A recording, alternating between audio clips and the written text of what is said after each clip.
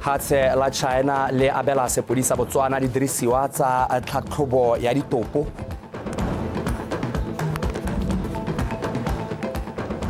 Kgotla ya molao motheo ya Afrika Borwa e tsholola boikuelo jwa boratautono wa pele wa Zambia ba ba reng a bolokelwe kwa Afrika Borwa. Fa setlhopha sa The Zebras se itlhokoletsa metshameko ya go batla phatla kwa kgaisanong ya sejana sa lehatshe. Motswana wetso di amogele le nna nkamogele. Sepodisi sa Botswana se lebogetse lehatshe la China go ba thusa ka didirisiwa le maranyane a go tlhatlhoba ditopo a Forensic Autopsy Laboratory. Mokamedi wa sepodisi Medana Marathe a didirisiwa tseo di tsile go thusa ba sepodisi go tokahatsa ditirelo tsa go tlhatlhoba ditopo le gore ba kgone go thusa setšhaba ka bofefo. Marathe o buile se ka la bobedi jaaka mafatshe a Botswana le China ana ba monwana tumalano ya go tsena mo tirisong ya maranyane tota le didirisiwa tsone tseo.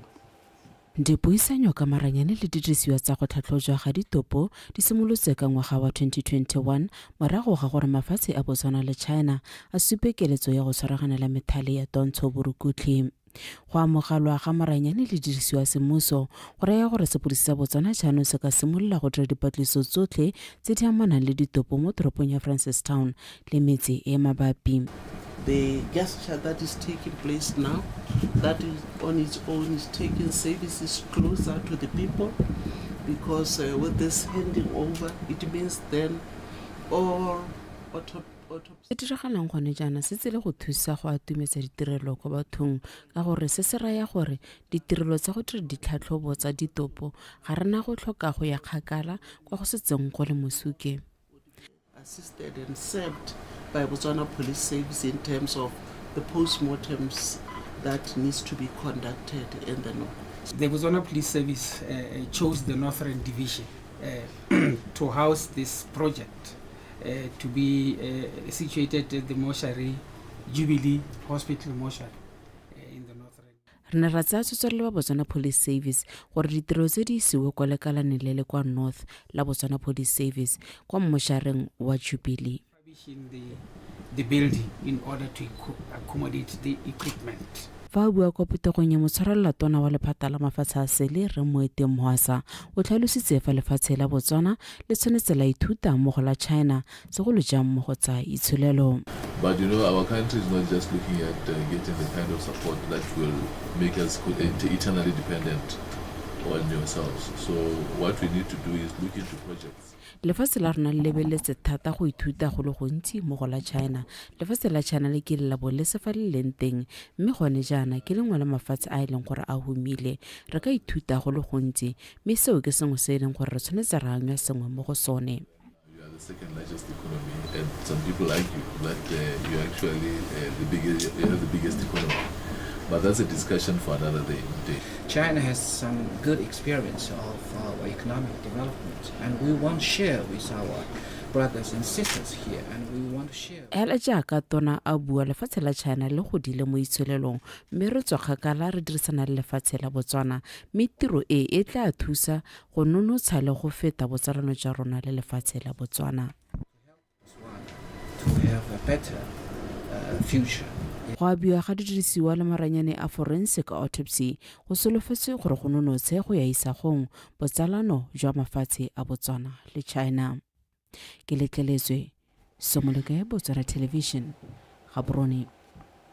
Mokamedi wa lekala la Local Enterprise Authority Ampolea kwa Maung re utlwile ibutswe o kgothaditse bagwebi go ikwadisetsa lekgetho o ile seo bosheng kwa Maung kwa thutopuisanong e neng e rulagantswe ke lekala la Lea e akaretsa ba BRS le bagwebi ba dikgwebo tse di golang go buisana ka bo mosola ja lekgetho mo itsholelong ya Hatseleno a re tlopego etetseng ka Mareta Kaisara. Lekgetho le na le seabe se se tona mo go tlhabololeng lefatshe leno ka dituelo tsa lekgetho di thomamisa gore puso e kgona go reka melemo kwa dipateleng go aga dikolo ditsela le tse dingwe fela jalo. Mogolane wa Lea Mono Maung re o utule ibutswe o boletse fa ba itemogetse fa seabe sa bagwebi segolo bogolo ba ba botana le ba dikgwebo tse di golang sa go duela lekgetho se le kwa tlase ka jalo ba bona go le maleba go rutuntsha bagwebi ba ka bo mosola ja go duela lekgetho mo dikomponeng tsa bone go thusa go thabolola itsholelo ya lefatshe leno. Bagwebi ba rona kana re ba tsaya le di-employers yaanong ga ba hirile batho yana ba tshwanetse gore ba kgone go kgethela lekgetho la babereki, lekgetho la dithoto, lekgetho la go tsamaisa dithoto. Go na le dithoto tse e leng gore ba di reka konte, ba bangwe ba manufacturer, go na le dithoto tse e leng gore ba di dira ba di rekisetsa konte. So go na le makgetho a harologanyeng a e leng gore bagwebi ba tshwanetse gore ba rutwintswe mo go one. The revenue that is raised from tax. Letseno le le kokoangwang ka makgetho ke lone le le dirisiwang go aga dikolo, go dira ditsela le sepe fela se se tlhokegang mo lefatsheng. And any other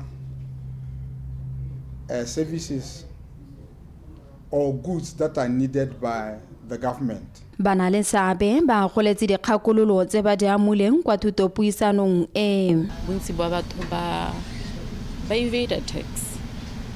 Bontsi ra re di-school fees, ra re grocery, ra re karata ya tiro ke ga director kana ke ga managing director.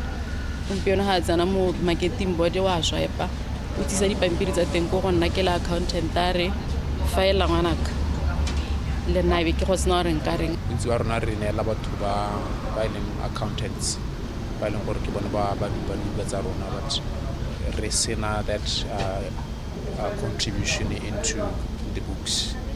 So tota session e botlhokwa thata ka mo go nna personally ke gore ke itse ka makgetho.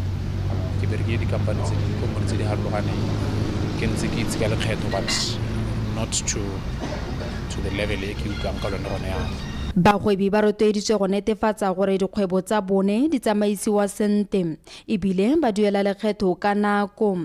Balea ba tla rulaganya bokopano le bagwebi ba dikgwebo tse di kwa tlase di akaretsa dimausu monomaung go ba rutuntsha ka lekgetho gore le bone ba nne le seabe mo go tsholetseng itsholelo ya lefatshe ka makgetho a bone. Maretha Kaisara, BTV News, Maung. Le kana le dira melemo ya leruo la Botswana Vaccine Institute le kgonne go dira dipoelo tsa 161.7 million pula mo ngwageng wa 2024. Madi ao ke a bobedi a kwa godimo fa e sa le kana leo le tlhamiwa ngwaga tse 46 tse di fetileng.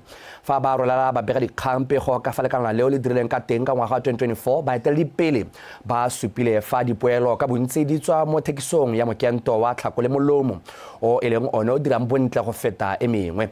A re utlwa ke le bogile ra dipotsane ka pego. Lekana la Botswana Vaccine Institute le mototo go balelwa mo dikhamphaneng tse 5 tse di tsamaisiwang ke puso tse di tsweletseng ka go dira bonte le go itsetsepela mo dikgwethong tse di harologaneng tse di tswang kgakala di apere dingwe tsa dikhamphane tsa puso. Mo ngwageng ono wa 2025 BVI e kaeletse go oketsa dipoelo tsa yone ka go dira melemo e mengwe ya leruo e ta irang bonte mo mmarakeng jaaka molemo wa thako le molomo o dira. We were able to generate revenue of 162 million, which was lower than what we had recorded in the previous year of 246. Re kgonne go dira dipoelo tsa 162.7 million ka 2024 le ha di ne di le kwa tlase ga di tshwantshangwa le tsa 2023. Diphesente di le 41 tsa dipoelo tseo di tswa mo thekong ya mokento wa thako le molomo. Making up 16 million. This year also marks the achievement of a significant milestone in our 5-year strategic plan, which I said will be ending in March 2026, which focused on increasing operational efficiency. Peletse pele mo maitamong a rona a helang ka 2026 ka go batla babereki ba bašwa ba ba nang le bokgoni ka go thusa BVI go oketsa ditsela tse re dirang mo mekento to enhance our depth and agility in executing our mandate. Maitamo a BVI ke go atolosa kgwebo kwa mahatsheng a kontega borwa jwa Afrika. And you've got aspirations to compete in the global space, and for that you have to ensure that you are able to meet the required quality standards. And we did during this period achieve the ISO 17025. This is a standard for laboratory systems. Na le dikeletso tsa go phadisana le dikhamphane tse dingwe tse di dirang melemo ya leruo le ha se ka bophara. Ka mo re kgonne go dira ditankana tse di tla re thusang go phadisana le mahatshe ao. GMP license, which is also a very, very key standard for us to operate in terms of licensing. maiteko a lekanana la BVI a tsamaisana le lenaneo la puso la go aga itsholelo e eteletsweng pele ke dikhamphane tse di ikemetseng ka ngwaga wa 2036 ke o lebogela Radipotsane Botswana Television Gaborone.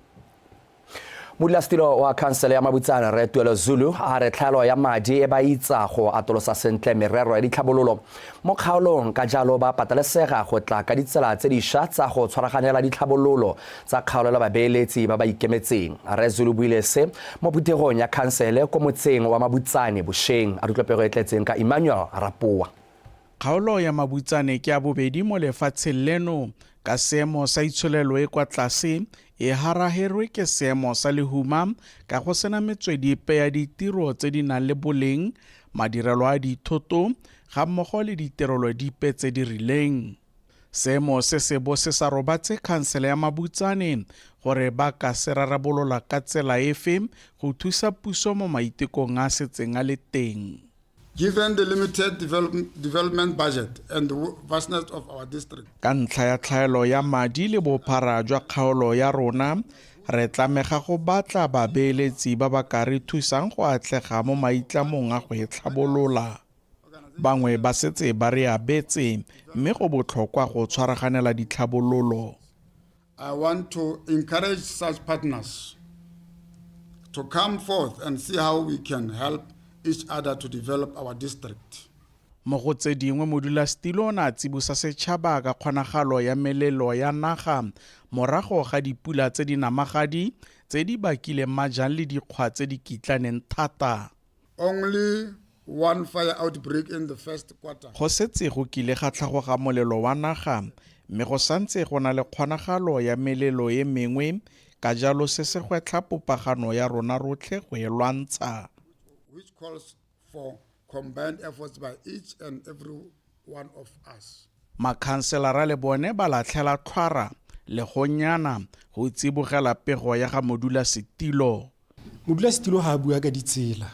Re na le lešekere le letona mo ditseleng mme ebile khansele ya gagwe e na le dimešhini tse di tona tse leng gore mo nakong ya gompieno ne re sologela gore gongwe o ka ba buile road map ya gago gore mme hela mo nakong ke sologela gore by December gongwe ke tlabe ke bona kgaolo e ke dikologile ke grade le ditsela segolo bogolo tse tsa di gravel. Ke rengwa kgaolo le gore ga rena batho ba le bantsi ba ka re ba bereka re tshela ka tlase ga kgatelelo ya itsholelo jaanong gore re be re tsere tshwetso ya gore ga rena go kgaola ope mo ipelegeng ebile rena go emisa ipelegeng ke kgangwe e leng gore tshwanetse re a lebogela modulasetilo le kganya re tle go tswelela re fa bana ba rona dijo ko sekolong. Tsholofelo ke gore re motlha mongwe kgaolo e boena le metswedi e tsepameng sentle ya go hetla itsholelo le go ba tlhamela ditiro sengwe se se tla ba thusang go menagane go tokafatsa matshelo a bone. Emmanuel Rapoa, BTV News, Mabutsane.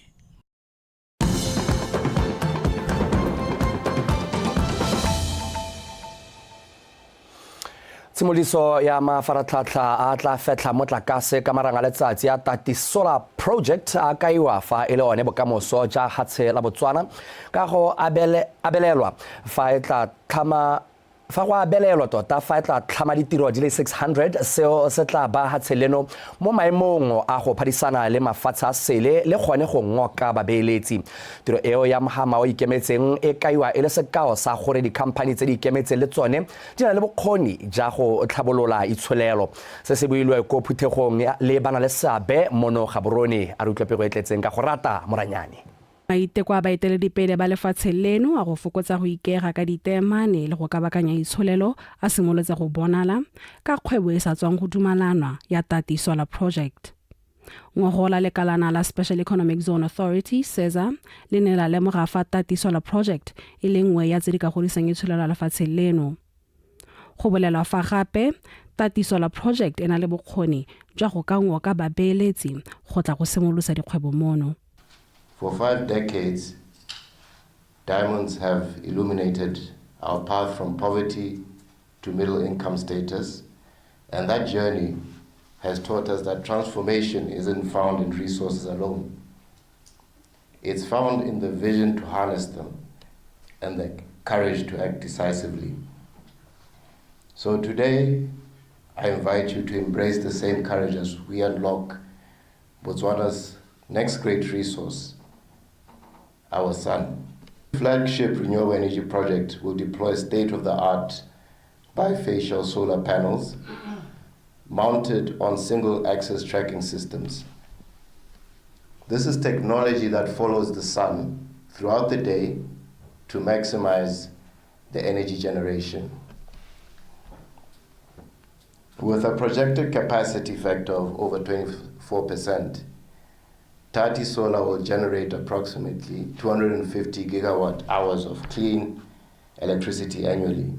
This power is enough to power over 50,000 homes. We are truly elated about this project because it aligns with the government's vision to diversify the economy, to create sustainable jobs and develop world-class infrastructure, particularly in the energy sector. During construction phase, over 600 jobs will be created. Babeeletsi go tsweng mafatsheng a South Africa, United Kingdom le Netherlands ba supile fa lefatshe leno le siametse dikgwebo ka jana e lefatshe le nang le kagiso e siametseng peeletso le papadisanyo. We've walked a very long journey with Itavian Arch. It's been an incredibly exciting project to be working on, as mentioned by the project sponsors. As Arch, we see Botswana as an attractive investment destination. Apart from the Tati Solar project, on the critical mineral side, our company has made an investment in a mining company in Botswana. Tati Solar e kaiwa e le nngwe ya mafaratlhatlha a marang a letsatsi a matona mo kgaolong ya Afrika e ba lefatshe leno mo maemong a bonalang mo go tsamagama wa kgothetso le gone go nna lefelo le le tla bonang dipoelo mo go rekiseng motlakase wa maemo a ntlha mo kgaolong ya borwa jwa Afrika. Go rata Moranyane, BTV News, Gaborone. Mahama wa bosekisi ba bueledi le setšhaba ka kakaretso ba letse ba tsene ditirelo ya segopotso sa moatlhodi wa kgotla ya boikuelo Justice Sengwalia yo tlhakaetseng beke e fetileng a le dingwaga di le 72 di bui ka go farologana di kaile Justice Walia e ne e le mogaka yo a neng a dira ka bokgabane mo tirong ya gagwe a e tlotla ebile a dumela mo go direng molemo a rutla ke ikantse khumalo ka pego. E ne le bohutsana fela mo ntlo le halahala ya kgotlakgolo ya ditsheko jaaka Mahama wa bosekisi masika le ditsala ba ne ba kgobokanye go gopola mogaka yo a neng a tlotlwa thata mo mohameng wa bosekisi e bo moatlhodi Lakvinda Singh Walia o tlhomilwe moatlhodi wa kgotla boikuelo ka ngwaga wa 2017 morago ga go dira dingwaga di feta 10 e le moatlhodi wa kgotlakgolo ya ditsheko mme a direla kwa Francistown Gaborone. His journey from private practice to the highest court of the land reflects a story of discipline, service, and patriotism. He was a man who believed that law must not stand still. His embrace of court digitalization, even in his later years, was not just a signal of progress but of vision. It was his belief that justice must not evolve, but it should meet the people where they are. He had his own unique character that made him special and the effective jurist he was. Those of us whom he has left behind can only attempt to emulate him. And I would encourage us to so do. That he leaves behind big and heavy judicial boots is undeniable. Badiri ka ene ba ne ba mo gopola jaaka moatlhodi yo a neng a sa boife go tsaya ditshwetso le go ntsha dikatlholo a sa mpampetse. As judges, we get criticized very much for our judgments. And Judge Walia was one of those judges who will get criticism because people didn't quite agree with him. But he took it in his stride, and he was always willing to serve, always wanting to do his best. While at the High Court, Justice Walia exhibited, as has been said by the various speakers who came before me, an exemplary work ethic. In so doing, he embodied a spirit of service and loyalty to his judicial oath. He gave intellect and energy in the service of this country in strengthening its democracy. For those who knew him, he was the ultimate storyteller, able to light up a room with a witty one-liner or an unforgettable tale, brilliantly true or unbelievably made up. He taught me and my brothers so much about honesty, dignity, integrity, respect, and what it is to be a good person. This is how he lived his life, and this is a legacy he leaves behind. E re jaaka setšhaba se laela mankge wa tsa bosekisi bontsi bo dumela fa botlhale le tebelopele ya gagwe di tla tswelela di solegela molemo ditsamaiso tsa molao le mo dingwageng tse di tlang. Ke Kantse Khumalo, Botswana Television, Gaborone.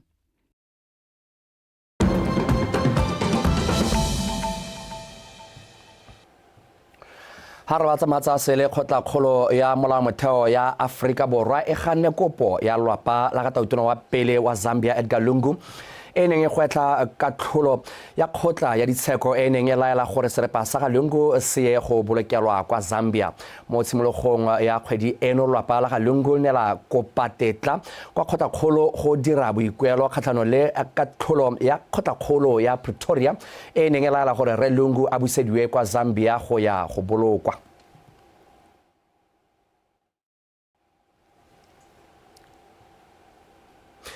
Tla ke di be khutlo gone fa ntle ke stele city ke aga kwa go bega ka tsa metshameko. Dumela Motswana, dumela Botswana.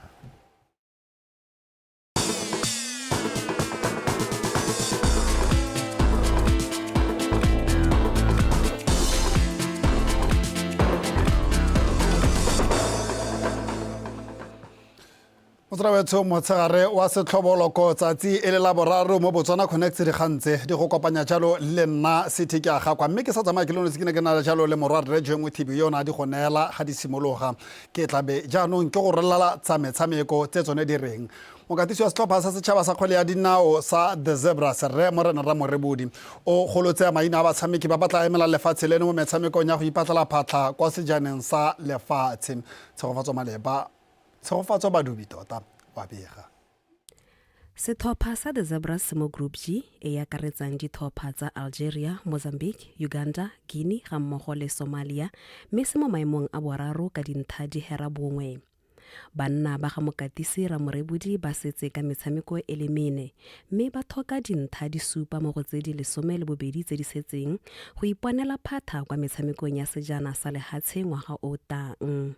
We have Mr. Poko, we have Mr. Dambe, we have Mr. Khosipula, we have Mr. Johnson, we have Mr. Mangolo, we have Mr. Khaulaulwe, we have Mr. Kopelang, we have Mr. Nganda, we have Mr. Linanyani, we have Mr. Velapi, we have Mr. Sakana, we have Mr. Sarameng, we have Mr. Dizile, we have Mr. Piri, we have Mr. Muhutsiwa, we have Mr. Baruti, we have Mr. Cooper, we have Mr. Sitsile, we have Mr. Boy, we have Mr. Semadi, we have Mr. Shadikong, we have Mr. Sisinye, we have Mr. Khamanyani, we have Mr. Orebonye, we have Mr. Maponda, and lastly we have Mr. Keselebali. That is the team. Mokatisi Ramorebodi o tlhalositse gape ha batshameki ba le babedi ba ba tshamekang kwa lehatseng la Libya e leng captain wa setlhopha thata yone dithokwe ga mmogo le Tumisang Orebonye ba ka nna ba seke ba akarediwe mo metshamekong e setseng. The discussion was that they have played a lot of matches and some of the matches they played with injuries. Go ya ka dipuisano tse re nnileng le tsone le bone ga mmogo le bakatisi ba tsa itshidilo re lemogile ha metshameko e le mentsi e bile mengwe ba e tshamekile ka dikgobalo jalo re bone go se maleba gore ba nne teng mo metshamekong e setseng ka jana mo nakong e khutshwane ba taba ba boela kwa dithopheng tsa bone ka lesego e rile mo dipuisano le mo ditshekatshekong tse di nnileng teng o re bone go na le kgonagalo ya gore a nne teng mo metshamekong e ha dithokwe ene a sena go nna teng ka mabaka a gore o tshamekile metshameko e le mentsi ga mmogo le gore o na le dikgobalo. And also with some injuries, we felt that if we need him going forward, we rather allow him to rest now.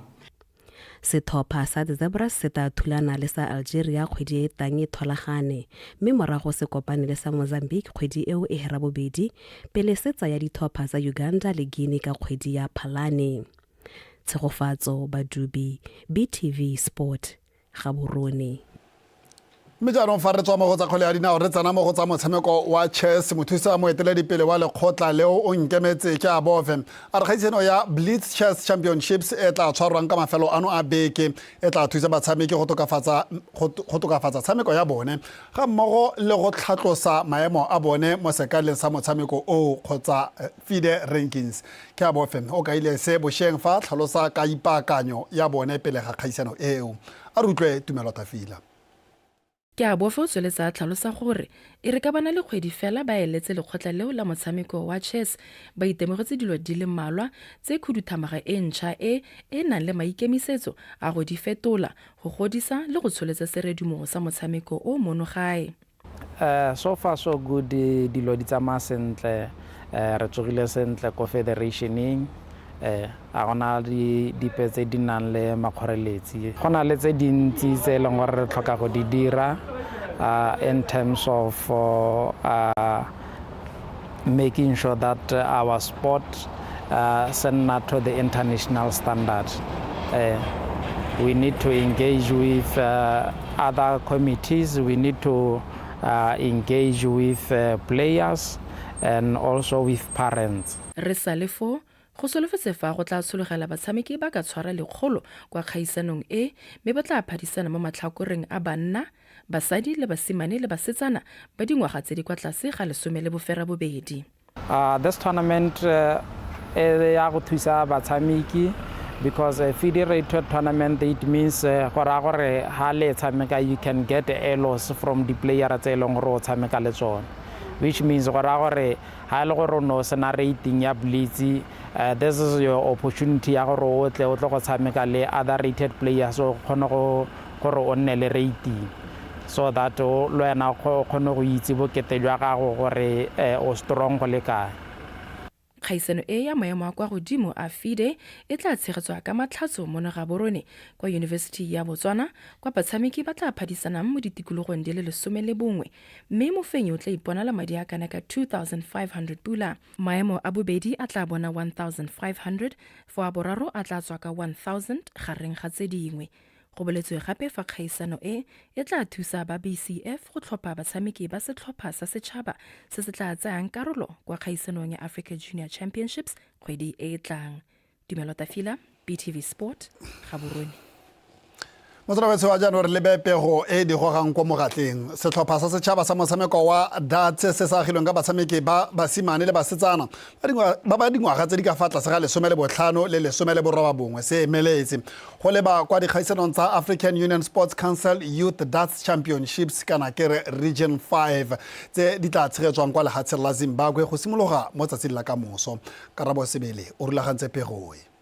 Basimane le basetsanyana ba 20 ka palo ke bone ba sireletsi ba sejana sa kgaisano e ya Region 5 morago go iponela gauta kwa Zambia ka ngwaga wa 2023. Motsamaisi wa ligi ya banana ke Rapetsi Sitiko a re e lentswa ba nnile le makgwere a go retelelwa ke go ikatisa ba le mmogo o rurifaditse fa bontsi jwa batshameki ba na le maitemogelo a dikgaisano tsa mofuta o. Ipaakanyo mma e nnile teng gore ne ga ya nna ka ne re leditse ka teng kgoreleditswe ke tsone dikgetho tsa madi ga ra ka ra kgona go ba kupa gore ba nne go le ngwa hela ka nako e ne re planetse gore camp ya rona e simole ka di 18 but na hela e simotse ka di 20 e le gone kgantsa madi mme le ga go ntse jalo bana ba ne ba ntse ba trainwa ko dikolong. Baeteledipele ba batshameki ba buile jaana ka dikgaisano tse.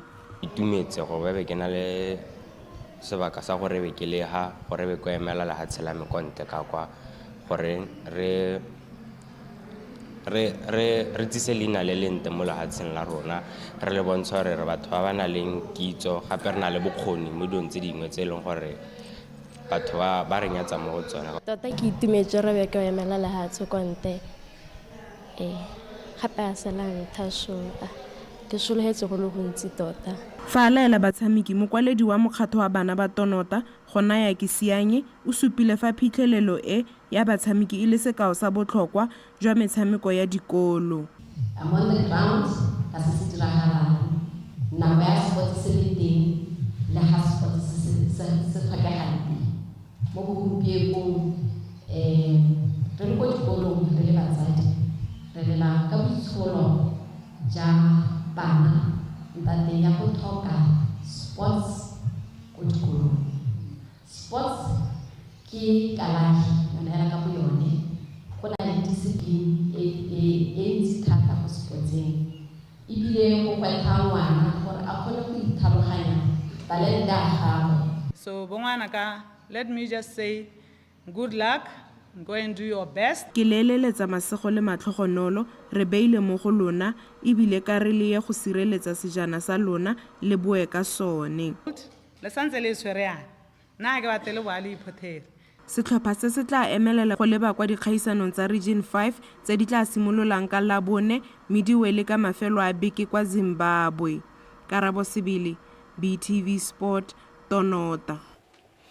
motswela wetso e le jaaka re tla ka bokhutlong jwa dikgang tsa rena tsa nako eno tse dingwe tse di tla latelang ke tsa In Context mo oureng e tlang a re pele nna le wena re kgaogana ke be ke leboge morwarre Tshepiso Sekolo yona a neng a di tsatsang ka di ranola sentle bontle ka puo ya diatla. Joe Mothebi o tla ba buile go tla go tsweledisa lenaneo le e re kgante jana gale a le gare le e le jaaka re tlabe re kgaogana tlhola le rona.